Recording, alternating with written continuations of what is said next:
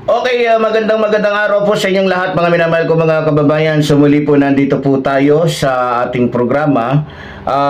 Siyempre bagong lahat binabati po natin ating Pangulong Ferdinand Marcos Jr. at maging ating First Lady Liza Araneta Marcos, maging ating mga kababayan Luzon, Visayas, Mindanao, maging ating dalawang napakabuting Congressman Martin Romualdez, Congressman Sandro Marcos. Okay, di na po natin patatagalin mga minamahal ko mga kababayan. Pag-uusapan po natin ngayon, eto pong sitwasyon po ngayon nitong mag-amang Marcoleta. Ito pong si Paulo Marcoleta o Congressman Paulo Marcoleta at Rodante Marcoleta. Mag-ama po ito na kung saan parehong mambabatas. Yung isa ay senador, yung isa naman po ay congressman. Alam nyo, dahil po sa kanilang mga naging pahayag, napakarami po mga Pilipino sa loob man ng ating bansa o sa labas man ng ating bansa ang meron pong hinanakit o sama ng loob o galit dito po sa mag-amang ito. Dahil sa kasaysayan po ng Pilipinas, sa kasaysayan ng Senado at ng Kamara, mukhang itong mag-amang ito ang nangunguna sa tinatawag nating mukhang nagiging tagapagtanggol po ng bansang nais tayong sakupin. No? So dahil po sa naging pahayag ng mag-amang ito, hindi ko po alam kung itong si Senador Marcoleta ay magiging senador pa. No? At alam nyo, ang isa pa sa nakakalungkot dito, dahil nga po sa itong si Senador Marcoleta ay membro po ng Iglesia ni Cristo, nadadamay po yung pamunuan ng Iglesia ni Cristo na wala naman pong kinalaman sa kanya pong mga naging pahayag. Kaya ko po sinasabi ito, hindi dahil sa kung ano paman. Alam naman po natin, kaya po nadadamay ang Iglesia ni Cristo dito, dahil alam po natin na ang doktrina o aral po ng Iglesia ni Cristo ay napakahigpit po, lalong-lalo na sa usapin po ng kabanalan. Diba? Hindi po natin maiaalis na dahil nga sa madalas na ginagamit po ni Senador Marcoleta yung pamunuan o yung mga membro ng Iglesia ni Cristo, nadadamay po ngayon ang pamunuan. Lalong-lalo na po yung pinuno ng Iglesia ni Cristo na si Ka Eduardo Manalo. Kaya hindi rin natin maiwasan na yung mga kababayan natin makapagsalita po o magpahayag ng kanilang mga reaksyon. Yung iba pa nga nakakausap ko, base po sa aking nakakausap o nakaka-chat, meron pong ilang mga membro ng Iglesia ni Cristo ang tila hindi na po talaga nagugustuhan yung mga nagiging galawan po ni Senador Marcoleta. At base pa po sa ilan nating nakakausap, tila ginagamit na lang daw di umano nito ni Senador Marcoleta ang pamunuan o yung mga membro ng Iglesia ni Cristo sa sarili niyang interes. So, para sa akin, kung kukunin nyo po yung opinion ko dito, siguro po mga kababayan, para po hindi masyadong madamay at hindi sabihin kasabwat dito sa mga ginagawa ni Senador Marcoleta ang pamunuan ng Iglesia ni Cristo, dapat po siguro kausapin ng masinsinan ni Ka Eduardo Manalo eto pong si Senador Marcoleta. Kasi nadadamay po kumbaga kung ano man yung galit ng taong bayan kay Marcoleta, hindi po maiwasan na madamay o maisali dito yung pamunuan po ng Iglesia ni Cristo. Kasi alam nyo naman, madikit po, madikit. Kasi meron po ako napanood biro mo, yung iba naglagay pa doon sa mayroon silang logo, di ba? Yung logo nilagyan ng ang nakasulat doon Iglesia ng China. Alam ko hindi matutuwa niyan ang Iglesia ni mga membro ng Iglesia ni Cristo. Lalong-lalo na po si Ka Eduardo Manalo. Kasi wala namang patunay na ang Iglesia ni Cristo nga Iglesia ng China. Pero dahil nga po sa mga nagiging pagkilos o hindi magandang pagkilos, salita ni Senador Marcoleta, maging ni Congressman Marcoleta, nadadamay po yung kanilang reliyon. So, hindi ko rin po alam. Ako nakikita-kita ko na kung halimbawa, example, pumunta si Senador Marcoleta doon sa Kalayaan Island Group. Hindi ko alam kung ano ang magiging pagtanggap sa kanya ng mga kababayan natin doon. Kung siya ba ay i-welcome o siya ay, alam niyo na, di ba? Baka mamaya sa sobrang galit ng ating mga kababayan doon, kung ano na lang yung kanilang madampot, siya na lang ding ibabato nila dito kay Senador Marcoleta. Biro mo ba naman, pinipilit at gustong-gusto ni Senador Marcoleta na isuko na sa Banyaga o sa bansang China yung isla na kung saan ay may nakatira po na mahigit 40,000. Biro mo, dami. Yung 100 piraso na nga lang, madami na more than one. Ayun pa kayang 40,000 katao, kundi ako nagkakamali. Mga kababayan, 40,000 na pamilya ang mawawala ng sarili nilang lupain o tahanan. 40,000 na pamilya ang sisirain po ni Senador Marcoleta at ng kanyang anak na si Paulo Marcoleta. Ang tanong ko, kung sakaling sumang-ayon ang mga kababayan natin dyan po sa Kalayaan Island Group, saan po at sino ang magbibigay sa kanila ng panibagong pag-asa, panibagong bahay, panibagong lupa at edukasyon? Yung mag-amang Marcoleta ba? Yung tungkol nga po sa hindi naman sa pagbatikos po dito kay Senador Marcoleta. Ito, totoo lang ito sinasabi ko sa inyo yung tungkol nga po doon sa kuryente na kaya nga binabansagan po siya ngayon. Ako, hindi ko po siya binansagan ng pero nababasa ko po to. Nakikita ko po to at napapanood ko na binabansagan po siyang Boy 2K. Di ba? Kasi pinangako niya yung tungkol sa kuryente. Biro nyo, ang lakas niyang mambatikos. Nagagaling-galingan, nagdudunong-dunungan. Akala mo kung sino ng pinakamagaling, pinakamatalino, akala mo kaya niyang higitan si Alexander the Great. Pero maraming makikita mong mga isinumpa niya, pinangako niya na hindi naman niya natupad. Diba? Kaya nga, sa mga nagiging galawan ni Senador Marcoleta at nitong kanyang anak, nadadamay po, ako'y nag-aalala lamang po sa pamunuan po ng Iglesia ni Cristo. Ang akin lamang po dito, kausapin niyo po si Senador Marcoleta, lalong-lalo na po sa pamunuan ng Iglesia ni Cristo kay Ka Eduardo. Kasi madadamay siya dito nananahimik siya doon sa kanyang kwarto, nananahimik siya doon sa kanyang tahanan, bigla na lang malaman-laman mo. Meron ako ng mga nakikitang picture na talagang yung ilan nating mga kababayan di ba? Para maiwasan po ito,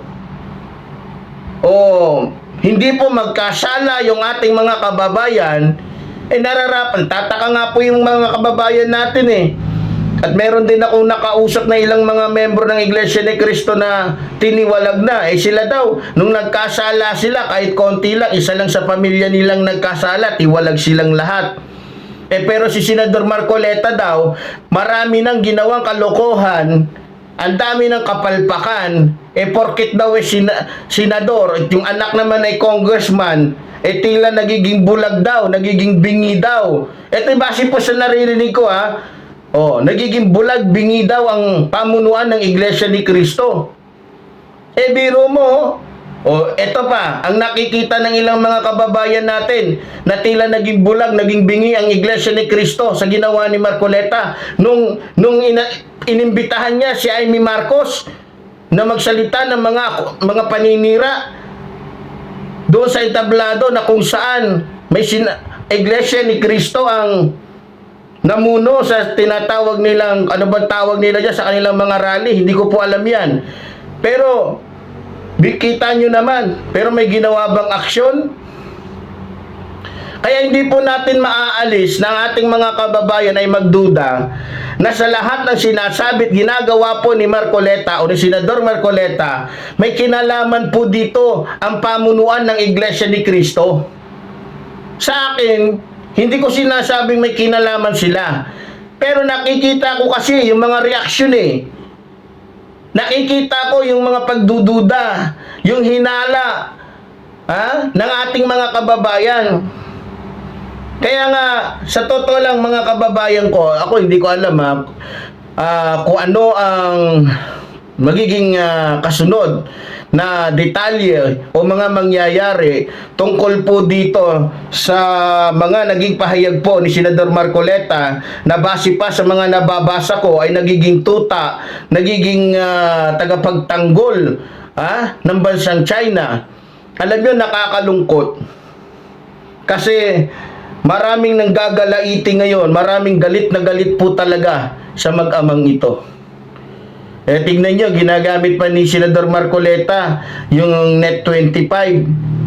Doon siya mag-i-explain. Kunyari, mag-uusap sila. Lahat naman ng sinasabi niya, pabor lang naman sa kanya. Hindi niya ginagamitan ng... yes, ginagamitan niya ng ina-analyze nila. Pero yung analyze nila, base lang din sa kanilang gusto. Diba? Pinanood ko explain si Senador Marcoleta doon sa Net25.